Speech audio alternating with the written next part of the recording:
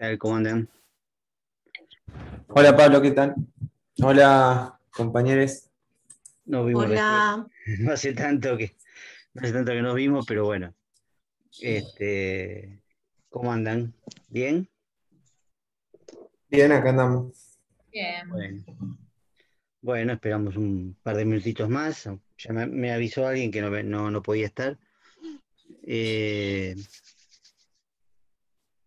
bueno, estamos ahora un poco desfasados. Bueno, nos ha pasado varias veces, no estar desfasados, en el sentido de que recién estuvimos hablando de La carne de René, ¿no? Una novela muy compleja y extensa, pero tenemos que retroceder a Carne de Perra, que era lo que estábamos viendo el miércoles pasado, ¿no?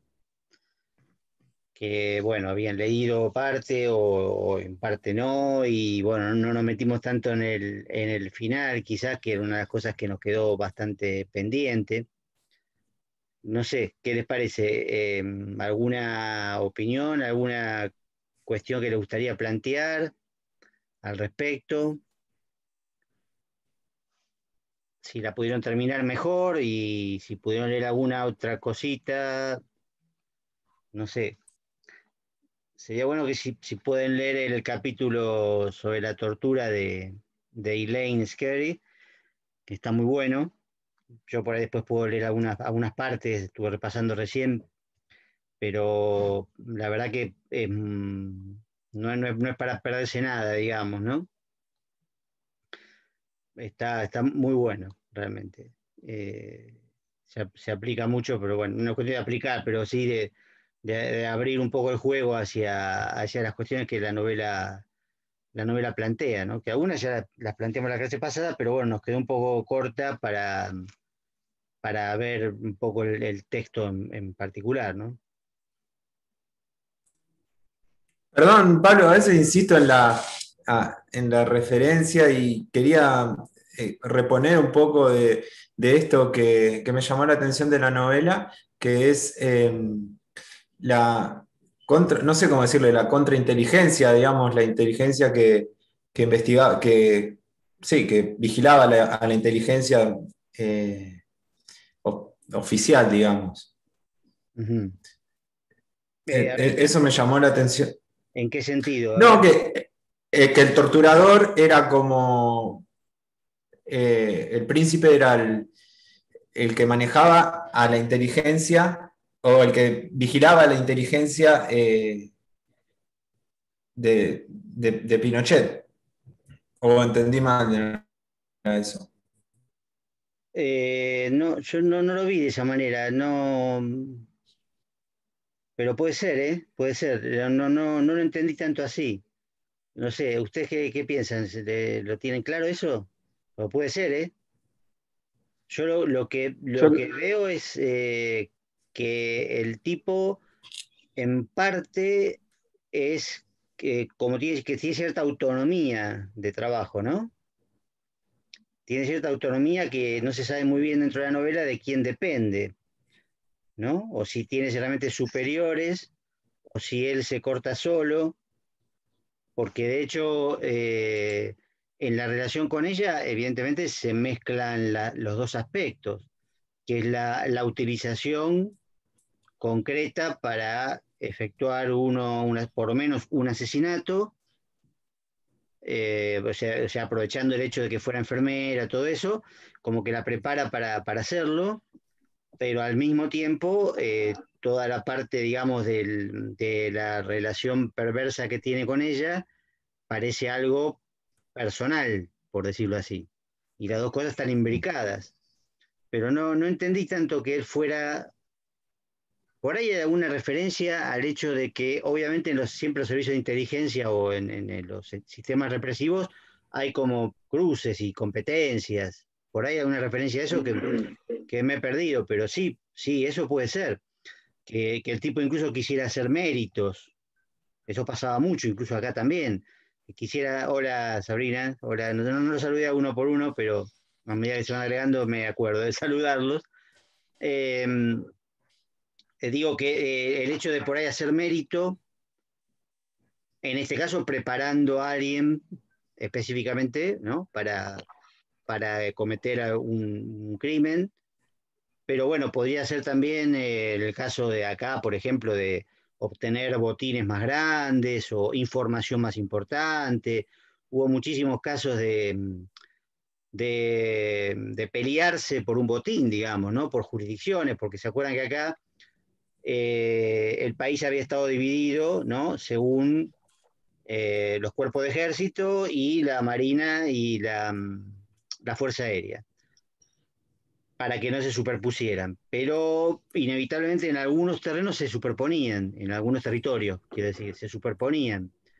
Y entonces se armaban a veces líos tremendos entre ellos, ¿no? Tanto de inteligencia o de contrainteligencia como de directamente enfrentamientos armados para apropiarse de un prisionero importante, de una casa, de bienes materiales, como el caso de Macera, ¿no? Es decir, que había territorios como compartidos, sobre todo la ciudad.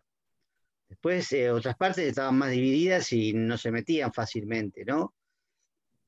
Estaban también las bandas parapoliciales, por ejemplo, que en el caso de las bandas parapoliciales a veces hacían cosas por la suya, es decir, se financiaban con secuestros y extorsiones y al mismo tiempo dependían de algún grupo de tareas del Estado. Eso en Chile probablemente también pasó, o en casi todos lugares ha pasado, porque necesitan financiarse y bueno, entonces se aprovecha y se financian de esa manera, con chiquitaje, pero ahí entran por ahí en conflicto con algún otro, ¿no? Porque antes del 76 las bandas parapoliciales, bueno, tenían como sentido, digamos, preparar el caos, ¿no? Trabajar a la luz del día para que fuera todo un caos y la gente pidiera por favor que vinieran los milicos a ordenar, ¿no? Después, a partir del 76 los milicos trabajaban exclusivamente de noche, durante el día había una supuesta paz, pero las bandas parapoliciales siguieron trabajando de tal manera que a veces había efectivamente conflictos, ¿no? Algunos llevaban uniformes, otros no. Después estaba la policía también, ¿no? Es decir, la policía que dependía de CAMS, la policía federal, la prefectura, los distintos servicios de inteligencia. Bueno, a veces se ponía caótico, ¿no? Y por ahí en ese sentido también, en Chile seguramente tiene que haber pasado algo similar, porque justamente a mí lo que me parece que este tipo, el príncipe o el amo, hace un montón de cosas por su cuenta. No sabemos bien quién es, más allá de que pueda tener una referencia real. Pero en la novela, evidentemente, es alguien que dispone de un montón de recursos y que a su vez, digamos, no es solamente un profesional, ¿no? De lo que hace, sino que proyecta un montón de cosas personales que están de acuerdo o se superponen, digamos, con lo profesional en la medida que tiene esas perversiones, esas digamos, las cuestiones de inhibición sexual que proyecta en la violación sistemática de la chica, ¿no? Creo que eso es importante. Algo habíamos hablado de eso, ¿no? El hecho de que el tipo solamente puede tener relaciones con ella a través de la comida, a través de, bueno, todas las cosas que le hace, ¿no? Y que aparece además tardíamente, es decir, aparece después de que ella estuvo prisionera, torturada, etcétera, ¿no? Por eso al principio empieza diciendo, en una de las primeras páginas dice, aunque no hay signos visibles de la reciente tortura, cada vez que tirita, el dolor es intenso. Si acaba de ser torturada, todavía no tiene las marcas, pero de todas maneras tiene el recuerdo de la tortura. Cuando aparece él, se hace el bueno, digamos, ¿no? El sistema de policía malo y policía bueno. Y entonces la empieza a dominar por ese lado, porque primero la saca de la celda, después la lleva al baño. Hola, ¿qué tal? ¿Cómo andan? Delfina, no, estaba Pablo. La saca Hola. del baño, después la lleva a una habitación más grande, después finalmente le pone el departamento, que incluso recuerden que en el departamento la deja salir, le da la llave, ¿no? Porque sabe que no va a ir a ningún lado, porque la tiene tan dominada y con un nivel de miedo y de alienación, por decirlo así de manera muy general, que sabe que no se va a ir a ningún lado, ¿no? Y ella creo que va a hacer las compras en algún momento, ¿no? Pero en general no se anima mucho a salir. Pero le deja la puerta abierta, como que la pone a prueba a ver si se escapa. O sea, evidentemente uno podría pensar, bueno, igual estaba vigilada, seguramente estaba vigilada, pero la pone a prueba a ver hasta dónde va, hasta dónde la tiene asegurada de que no va a salir, o si sale va a ir muy cerca, ¿no? Es decir, el dominio que tiene sobre ella es total en ese sentido, ¿no? No sé qué piensan. Fíjese que dice Este, muy pronto, ¿no? Que él, cuando aparece, a diferencia de los demás, no lleva uniforme. Él no lleva uniforme, es decir, se quiere diferenciar en eso, como sabe que los que la torturaron probablemente tenían uniforme, ya al aparecer sin uniforme, aparece quizás como una persona más normal, más de la vida cotidiana, de la vida anterior, ¿no? Más en aquella época que era costumbre llevar saco, qué sé yo, saco y corbata para los hombres, ¿no? Era mucho más común. E incluso después dice justamente que viste terno y corbata, ¿no? Y después en un momento dado está rodeado de papeles y carpetas, dice el hombre rodeado de papeles y carpetas ha perdido ferocidad, ¿no? Es decir, como que de alguna manera aparece el aspecto burocrático de todo eso, ¿no? El aspecto burocrático de la tortura y la desaparición, ¿no? Que el tipo en el fondo es un burócrata también, es un profesional, un burócrata, un experto, un especialista, pero al mismo tiempo tiene toda esa parte oscura, digamos, que lo lleva al borde de la destrucción física de su víctima, ¿no? Porque en realidad podría haberla matado por las cosas que le hace, tranquilamente, ¿no? Pablo, Sí, sí. un detalle sobre, creo que está un poco relacionado con esto. Yo estoy un poco atrasado, la novela la empecé hoy, pude llegar hasta la mitad nomás, pero hubo dos cosas que me quedaron ahí un poco flotando. Tal vez está bueno contarlas, no sé. Pero el miércoles pasado hablábamos de películas y a mí me hizo pensar por momentos mucho en una película de Denis Villeneuve en Incendie. Es una Perdón. película también de Denis Villeneuve, Ah, el que hizo la segunda ¿cómo se llama? Bueno, uno. En la película Incendie, que también hay una mujer que es torturada y violada y el torturador, secuestrador aparece después de mucho tiempo. Pero me quedé pensando en algo, me acordé por esto que decías de la faceta burocrática, digamos, del torturador. Me quedé pensando que obviamente esto no funciona, me parece como clave de lectura para toda la novela, porque es un episodio, al menos hasta de Blade Runner, sí. Al sí. menos hasta donde llegué a leer yo, no funciona, funciona nada más como episodio aislado, pero hay un momento en que la protagonista está como enfermera después bueno, ya se reencontró con el torturador está agonizando en el hospital, Sí, sí, este, y ella hace pie en el hecho de que en esa situación de hospitalización es la que tiene el poder es ella, que sí. ella puede maniobrar Y me pareció que eso tal vez sirve para pensarlo, lo pensaba como en el medio de Salón de Belleza e Impuesto a la Carne, ¿no? Que son dos novelas que muestran un poco el otro lado del mostrador, el mismo lado del mostrador, pero a la inversa, ¿no? Ujú. La institución médica, digamos, aparece como despersonalizada y deshumanizante y qué sé yo, y este episodio, que es chiquito, insisto, ¿no? Como una lectura global, digamos, para hacer una lectura global, este, tal vez muestra un poco eso, ¿no? Cómo las instituciones están hechas de personas que sienten, y que digo, me parece que tal vez muestra un poco, aporta un poquito más de complejidad a eso, ¿no? Sí, sí, sí, pero todavía Porque tengo que dar una en- vueltita más en esto. Ella en un momento dado habla de que cuando está en el hospital, en la última parte, digo en la última parte en el sentido, sí, como vos bien dijiste, claro, eh, cronológico, ¿no? cronológico. Porque va mezclando, va para atrás y para adelante, pero cuando está en el hospital dice que es su territorio, ¿no? Claro, efectivamente es su territorio en el sentido de que ella trabaja ahí, es especialista y enfermera profesional, etcétera, es su territorio, como lo contrario del territorio que era el de él, ¿no? Donde estuvo No, siempre. no, totalmente, sí. Eso Mm. está bien. Ahora, la cuestión de que en ese territorio, en el de ella tenga el poder, no sé, lo que pasa es que bueno, llegaste al final, la otra vez dijimos que no íbamos a spoilear, pero bueno, ya no tenemos más otra clase. Los que llegaron al final, ¿cómo ven esa cuestión que se plantea al final?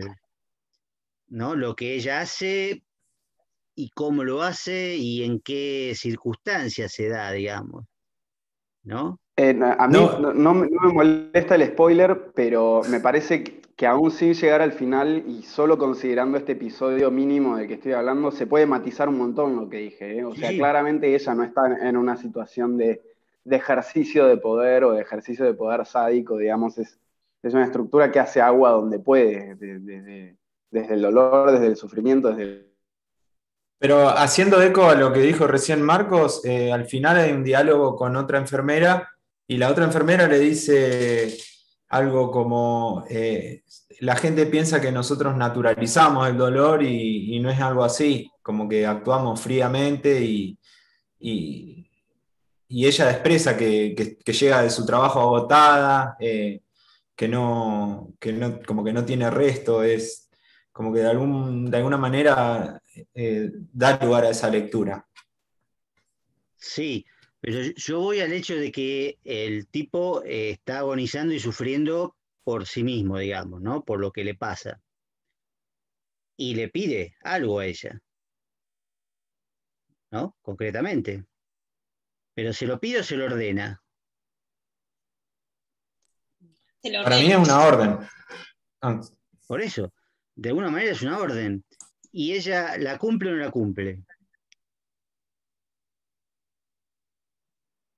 Digamos, no la cumple. hace lo que él le pide, hace lo que le pide, por lo tanto, pareciera de alguna manera que sigue en la órbita de lo que él le ordena hacer.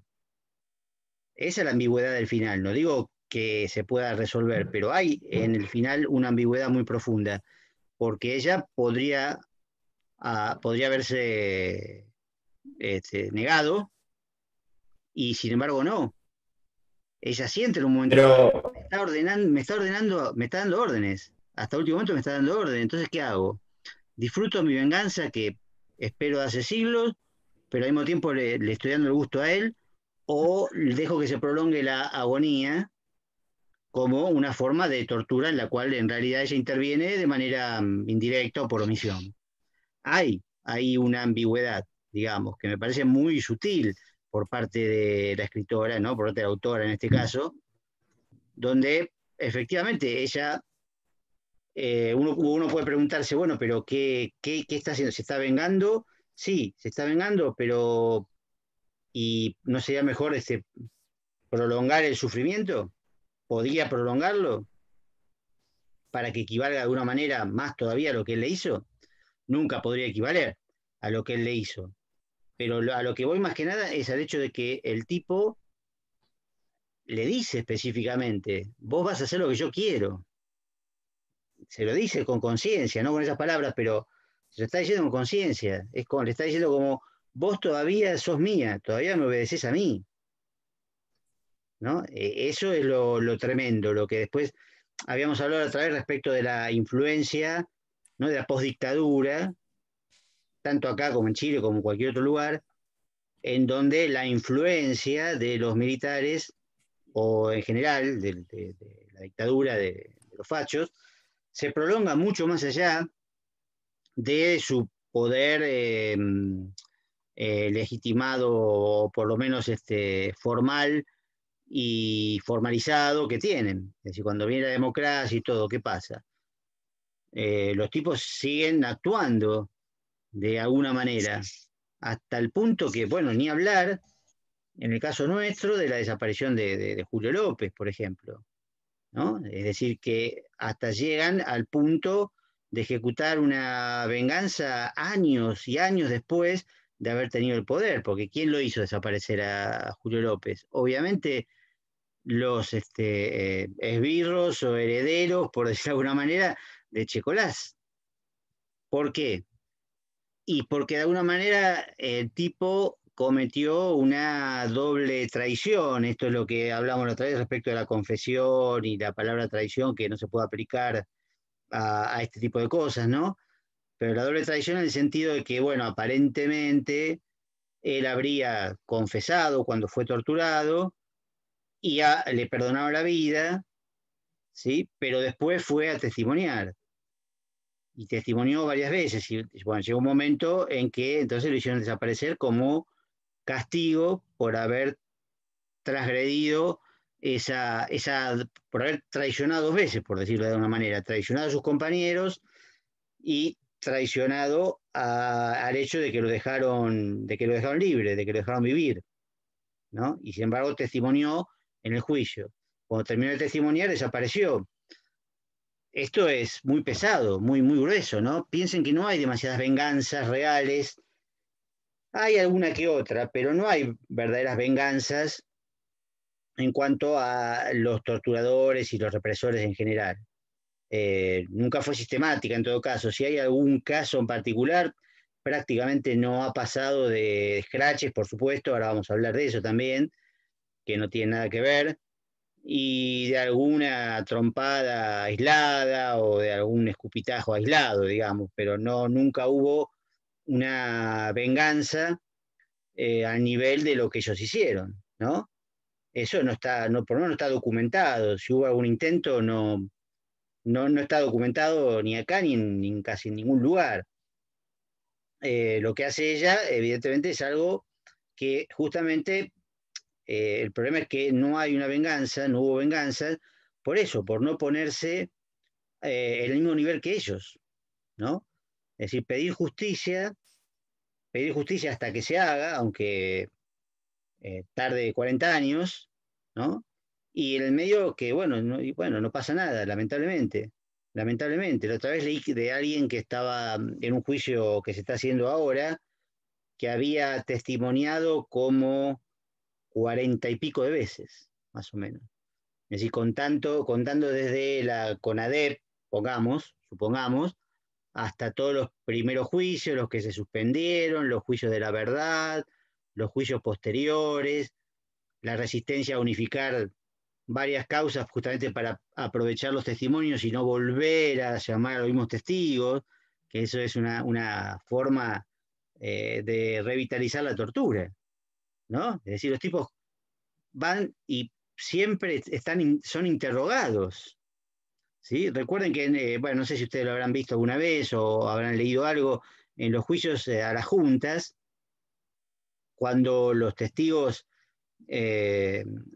justamente testificaban, digamos, los defensores de los comandantes les hacían preguntas que eran muchas veces las preguntas que les hacían en la tortura, que les habían hecho en la tortura. Era una forma de quebrarlos antes de que pudieran testificar. Ninguno se quebró. Y los jueces muchas veces, el tribunal muchas veces impedía ese tipo de preguntas, ¿no? Porque les preguntaban el nombre de guerra, quién era su responsable, bueno, en dónde vivía, cuál era su grado en la organización, un montón de cuestiones que eran cuestiones básicas en los primeros interrogatorios, ¿no? Y eso aparecía en un juicio legal, ¿no? Con cuestiones, todas las garantías legales. Y bueno, muchas veces los jueces lo impedían, pero en otros casos no. Entonces los tipos vienen soportando esa tortura, eso, contar siempre lo mismo, hace 40 años casi, ¿no? Y nunca tomaron la venganza o la justicia por mano propia, que es en parte una contradicción, ¿no? No hay justicia por mano propia. Entonces, bueno, esto es lo que pone en juego un poco también este final ambiguo, ¿no? Me parece a mí. El hecho de si la venganza sirve para algo o no, si le sirve a ella o no, porque tampoco sabemos que ella haya quedado demasiado tranquila, porque bueno, más o menos termina ahí la novela, ¿no? Y los problemas que ella Quería tiene destacar no se iban a ir por lo que hizo. dos cosas. Sí, sí, sí, Que cuando cuando el príncipe le da la orden de matarlo, ella después, empieza como a alterar los, por así decirlo, los signos vitales, empieza como a cortarle la respiración, si no me equivoco, y bueno, altera, y que empiezan a sonar las maquinarias de control, porque él está en la UTI, y bueno, para no levantar sospecha, de algún modo, no me acuerdo si lo apaga la maquinaria o no, y en algún punto es como que la orden la cumple de otra manera y no lo mata, pero le hace sentir el rigor y hay como un juego sí, sí, con eso. ella Y después, averigua justamente cuánta morfina podía ser una dosis letal, ¿no? Y se la aplica, ¿no? Entonces dice, bueno, sí, prepárese. eso más al final. Sí, eso viene al Y final. después, por otro lado, con respecto a sacar a la luz, la verdad, ella cuando vuelve con su familia, después de tanto tiempo, cuando le empiezan a preguntar, también siente un gran dolor porque no puede expresar lo que sucedió en todo ese tiempo. Y Sí, bueno, como que veía como que la familia también de algún modo la interroga y mira, es tanto el dolor que tengo que ni a ustedes les puedo contar lo que me pasó. sí, sí, tal cual. Eso lo vimos en el caso de los sobrevivientes, la cuestión de la culpa, ¿no? Del sobreviviente y la cuestión de la incapacidad de expresar el horror. Lo hemos visto bastante, eso también se puede buscar en los famosos artículos de Benjamin, ¿no? En Experiencia y Pobreza, ¿no? De lo que tiene que ver con los que venían de la Primera Guerra Mundial, ¿no? Que él decía, bueno, eran gente del pueblo que por ahí vivían en pueblitos donde andaban los caballos por la calle, los carros, qué sé yo, gente muy humilde y de repente se enfrentaron a una máquina bélica impresionante, las bombas, el gas, la muerte, las trincheras, el barro, bueno, todo lo que fue la Primera Guerra Mundial, que fue inmensa, un horror gigantesco, muy nuevo para todos, y bueno, los que sobrevivieron justamente habían perdido la capacidad de contar, la capacidad de narrar eso, es que casi no disponían de palabras para narrar todo eso, efectivamente, y ahí Benjamin nota como un giro en la posibilidad de narrar, de contar el horror desde el punto de vista del protagonista o de un testigo muy cercano, en todo caso, ¿no? Eso es un artículo clásico, digamos, ¿no? Experiencia y pobreza. Creo que se puede aplicar siempre eso. Y lo que le pasa a ella me parece que tiene relación con eso, porque además está el aspecto sexual, digamos, que además agrega, por eso la cuestión de la perspectiva de género es tan importante en esta situación, que agrega algo más que tiene que ver con una humillación mucho más profunda, ¿no? Que solo el dolor físico u otro tipo de tratamiento, etcétera, que es confesar justamente lo que se le ha hecho a su cuerpo sexuado, ¿no? No sé si me explico. Es decir, a su ser como mujer, que ya de por sí es un tabú, el sexo, en general, no importa, hoy mismo tiene algo de tabú, aunque sea desviado, aunque sea o que no lo notemos directamente, y nos parece que se puede hablar de cualquier cosa, y no es así, pero traslademos eso a 30 o 35 años atrás, y entonces justamente era algo de lo que no se hablaba por ese tabú, por la cuestión de que sí, se sabía que las mujeres eran violadas, era obvio, pero si no fuera por el testimonio de algunas en particular, no se hubiera hablado tanto. Después empezó a hablar sistemáticamente, pero hay un tabú como decir, bueno, la culpabilidad de la persona violada, de la mujer violada, que sigue existiendo en la actualidad. La persona que padece eso, la mujer que padece eso, tiende a sentirse culpable. O sea, es una aberración, pero es una aberración que tiene que ver con el sistema patriarcal, obviamente, ¿no? Que hace sentir, en este caso, a una víctima cuya vida ha sido parcialmente destruida. Bueno, en el caso de la protagonista ya sabemos lo que le pasa. El hecho de no poder disfrutar nunca más, de no poder amar nunca más, y aparte tener todo el cuerpo marcado, digamos, con sus cicatrices, etcétera. Bueno, eso es obviamente un simbólico respecto de lo que queda a una mujer que es sometida a eso. Y contarlo no es como cualquier otra cosa, no es como contar cualquier otra tortura, ¿no? Sino es contar nada menos que ha sido sistemáticamente violada de una manera tremenda y de una manera que a su vez en algún momento podría haber implicado una cierta complicidad o aquiescencia o aceptación, que es efectivamente aquello a lo que muchas veces se enfrenta, o muchas veces no siempre, la mujer que es violada, ¿no? Es decir, ese tipo de preguntas aberrantes como, bueno, pero dijiste que no, te resististe, ¿cuánto te resististe? O, no sé, bueno, pero si aceptaste que fuera a tu casa, bueno, entonces todo ese tipo de cosas aberrantes todavía siguen vigentes. Imagínense en este caso, donde ella convive con él un montón de tiempo y encima realiza lo que él le manda hacer, que es matar a alguien.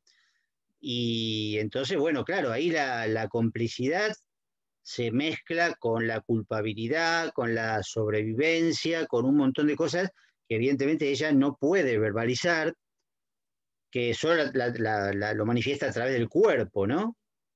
Eso también, volviendo al texto de Elaine Scarry sobre el dolor, hay una primera parte donde habla de la dificultad de expresar el dolor. El dolor y el lenguaje no se llevan bien.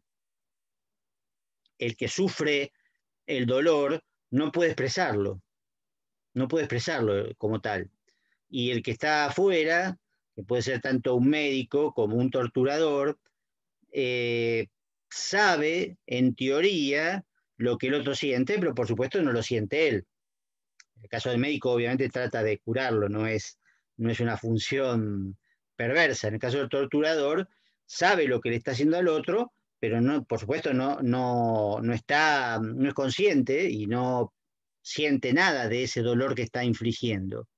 Pero el otro, el que siente el dolor, solo se expresa mediante el grito, ¿sí? Y es reducido a la mínima palabra. Por eso dice Scarry, bueno, se divide en dos partes, ¿no? Que es la pregunta y la respuesta, el interrogatorio y la confesión.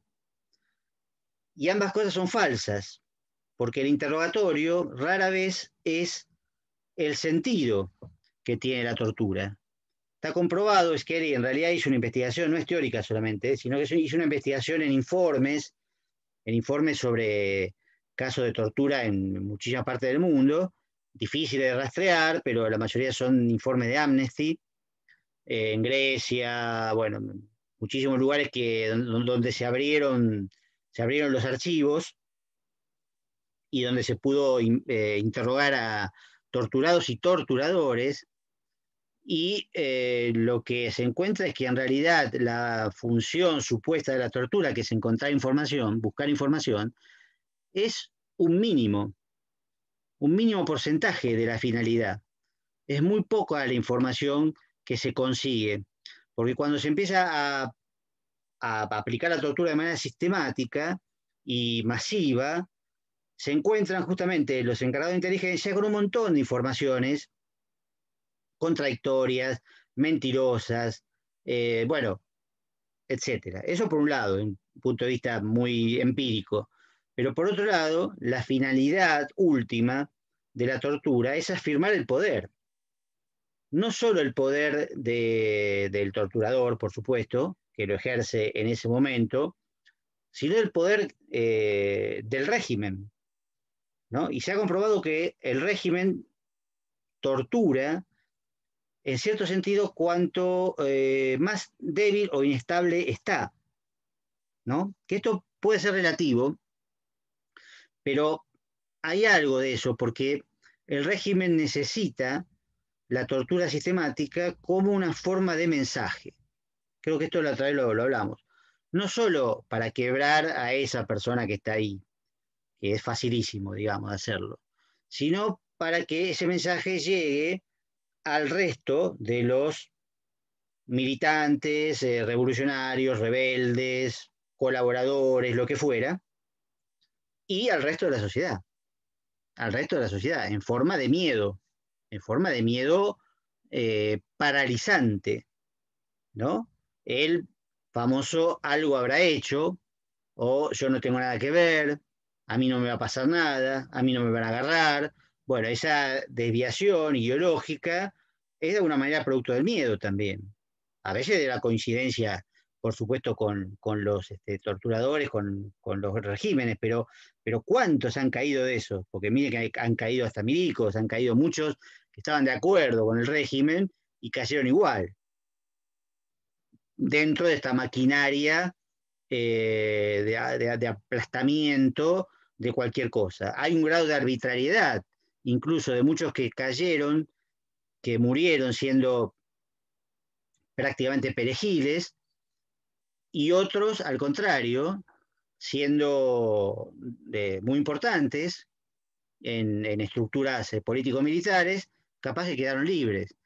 Esa arbitrariedad es interpretable de muchas maneras, ¿no? En el caso de la novela lo que se ve es que la chica, digamos, sobrevive porque de alguna manera cumplió su cometido y bueno, la dejan libre. Él le había prometido, digamos, de alguna manera dejarla libre y la deja libre. Hay cierta arbitrariedad porque en realidad era mucho más útil matarla por las dudas, ¿no? Parece que él hubiera estado muy seguro de que no iba a decir nada, ¿no? Por todo lo que había pasado y porque además era cómplice de un crimen, bueno, no iba a decir nada, entonces la deja libre. Eso pasó en muchos niveles. Hubo incluso hasta acá torturados, digamos, y combatientes que estuvieron presos y que después colaboraron hasta en la Guerra de las Malvinas, por ejemplo, ¿no? Porque como eran combatientes y estaban muy entrenados, bueno, trabajaron para los milicos en la Guerra de las Malvinas. Bueno, el tema es justamente quebrar no solo a esa persona, sino al resto de la sociedad también, al resto de la sociedad, ¿no? Y eso pasó, obviamente, ustedes por suerte no lo vivieron, pero los que vivimos esa transición, esa postdictadura, cuando se empezaban a saber las cosas, supuestamente, ¿no? Y todo el mundo decía, bueno, se está por cortar, ¿eh? Todo el mundo decía, ah, sí, yo tengo un primo que desapareció, y yo tengo, sí, claro, yo conozco un vecino, ¿sí? Y después resulta que capaz que tenía un hermano, ¿no? O hubo otro familiar más cercano que también había desaparecido, ¿no? Y